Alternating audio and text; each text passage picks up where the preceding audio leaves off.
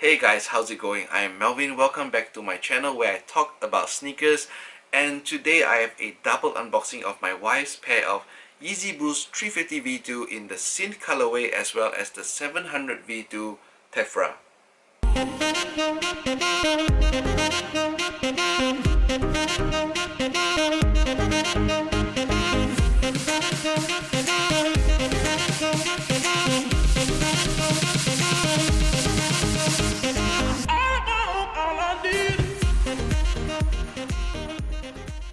Right, so these dropped last weekend and we were so pleased and fortunate to be able to cop one pair, unfortunately in a size that neither of us could wear. My wife wanted this colorway so badly, I traded it for a UK 5.5 with a top up of 200 Singapore dollars with a reseller. So in total this cost us 550, which is approximately 400 US. Market value as I'm speaking right now is 615 USD.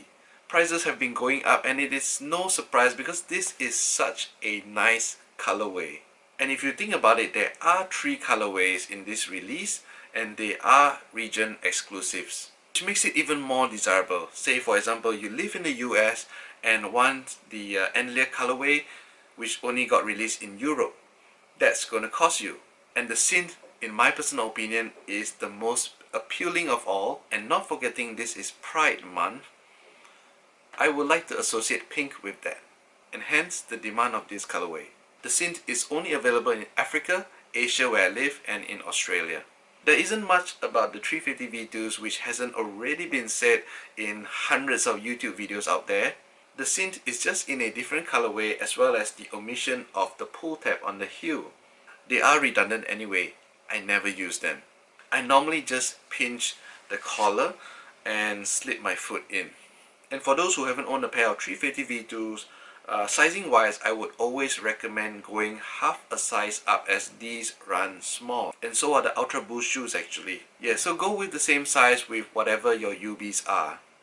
Now let us take a quick look at the Tephra, also belonging to my wife. And please stay on with the video because I know there has been some debate or even hate about this colorway. But do hear what I have to say, especially if you don't have a pair of Yeezy Boost 700 and still on the fence about this colorway. First and foremost, the Tephra is a 700 V2.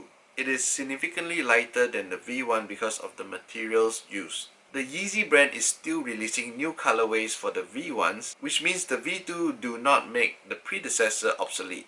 The only comparison I can show you is actually my own beat up pair of the V1 in the mauve colorway versus Irene's Tephra. And Tephra is a very cool name, by the way. It is like volcanic ash and rock fragments. If I hadn't already owned a mauve, I would definitely go for the Tephra if it's my first pair of 700s. For one, they retail at 300 US. Not cheap.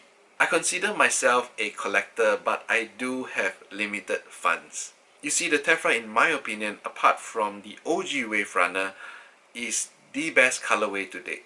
I really like how distinctive the split tones are, and the upper does give a hint of purple. Perhaps not so visible on camera, but on hand, it is so nice.